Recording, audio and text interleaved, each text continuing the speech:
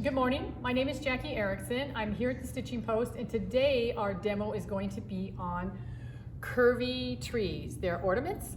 They don't have to be ornaments, but I'm going to do it as an ornament today. So what we have, we do carry a kit here in the store. This is the kit, okay? What comes in it? It has the pattern right here. It has a fat quarter. It has 12 strips that are 3 inches wide, and you're going to cut those strips. It has jute, and it has 10 little sticks that are your tree trunks. So I'm going to start with the pattern. So if I were to open it up, you do need to create a template. This is the tree. The seam allowance is already included. So I just put a piece of template plastic, which we do carry. And here's the plastic. It'll go a long way, so you can make a lot of trees with that. I just do a rough sketch with it with a Sharpie. This is the one that I've been using. And if you have scraps of template, you can use that too. So that's the template. It's made, I'm ready to start. Okay, so I start by cutting all my strips. Oh, here's some strips. These are not actually cut to the right size, but it is a lot of strips, and I would cut this one in half. Get a pile of strips going, and the strips that you have are 3 inches by 21 inches, so they won't be as long as this, they'll be half of that. We cut it on the fold. So your strip will be this long. Cut that in half. You can make, when you start sewing it together, we'll start with this one here.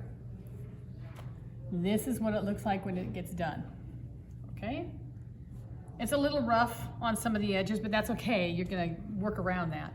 So now I've got it all sewed, press it, and then I lay my fat quarter right sides together with my strip piece that I just got done doing, okay? This way I can cut them both at the same time. I don't want to cut them separate. It's too hard to line them back up. So just make sure the whole thing is on there, all right?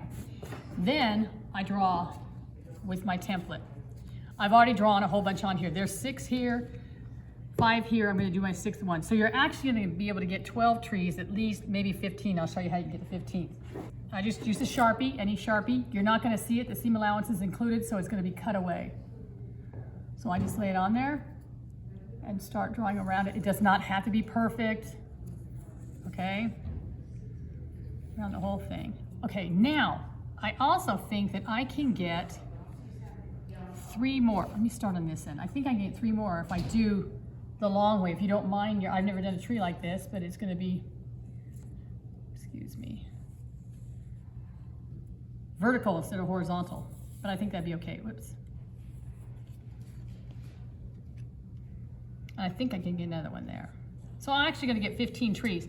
You only have 10 sticks in your kit, but you can always go out to your back door and cut a few more if you need to.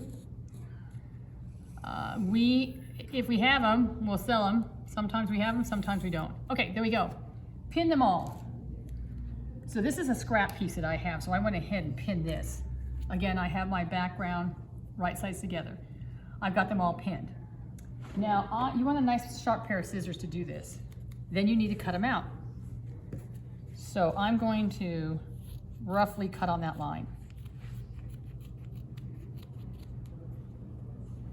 Okay, you got the idea, right? I don't need to keep cutting these out. So then you have a tree that looks like this. It's all cut out, okay? Now we're going to sew it. But before we sew it, we want to insert the hanger, which is a piece of jute, or you can use ribbon. I have ribbon on some of these, whatever you want to use. The kit actually has jute to make it look like outdoorsy, very native. Okay, natural looking. So to do this, I have one that, oh, this one here doesn't have jute in it. So the pin's already in it. Take the top pin out, fold the top down, take your jute. I cut mine about 9 inches. Lay it in there, see, like that. Bring the top back over it, and you're gonna pin the jute in place there. I have a lot hanging out the top for a reason.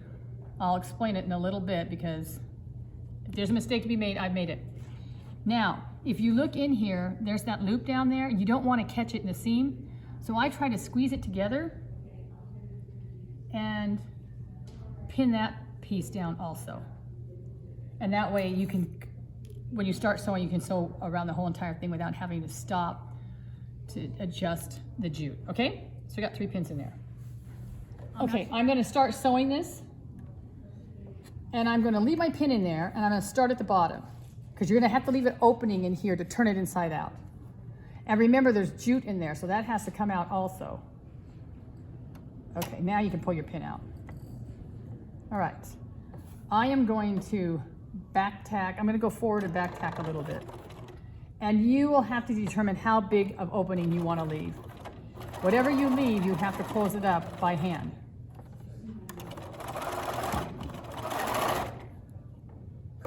I don't care if my seams go wonky, it doesn't matter to me. If you can, take the pins out before you get to them. If you can't, go over them very carefully. I use, my pins that I use are glass head, and they're relatively thin, so it's, I'm gonna go over it. I can usually go slow and go over it, not break my needle, but I have done that many a times too. Across the top and down this side. Take that pin out. And you feel in here, you can feel the little lumps of that jute in there. Just make sure it's not in the seam allowance. Try to pull that pin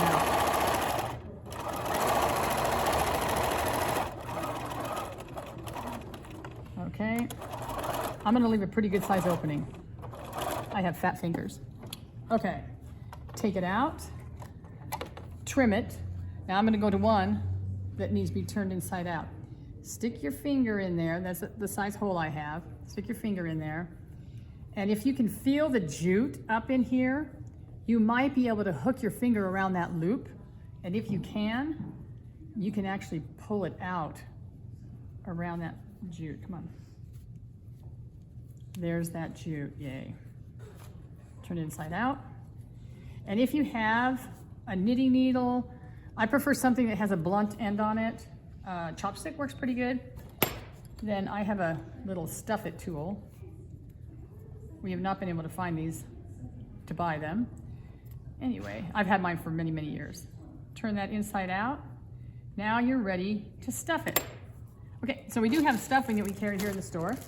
Polyfill. This bag will go a long way, but if you're making a lot of trees, you're gonna need that bag. I have a little one here. I don't know where it came from, but it's really cute, so I'm gonna use it. And then you just, again, that hole needs to be big enough that you can get your stuffing in there. Stuff it in there, and if you have a stuffing tool, I recommend using it to stuff the tip. And that extra jute you had poking out the top, that'll fill in up here.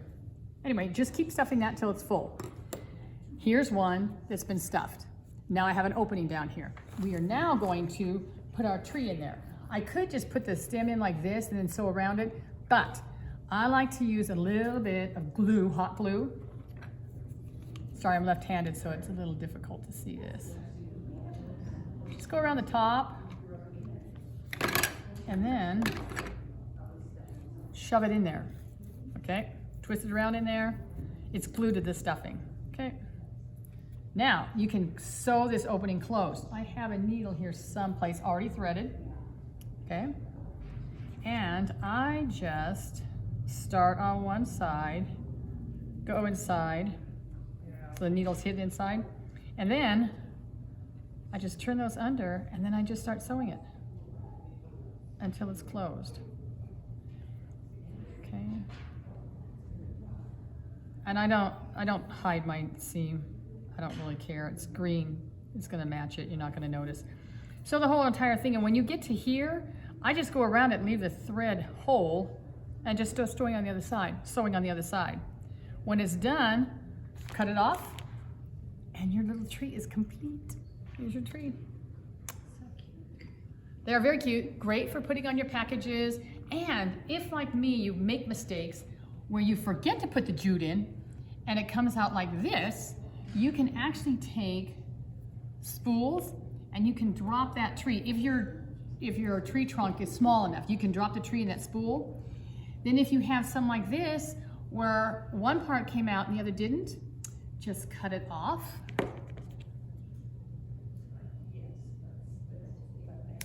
And you can do the same thing. zip the spool. And I would glue it. Now this one was a little tight, so I'm gonna try to sandpaper it down a little bit so it slides in there better, but then you can glue them inside those spools and they'll stay. So now you have tree decorations, or you have what you can use for name tags at a dinner party or something. Doesn't have to be just for the holidays, it could be for any time of the year. All right, thank you. And if you enjoy this video, please like our video, excuse me, and subscribe to our channel. Thank you.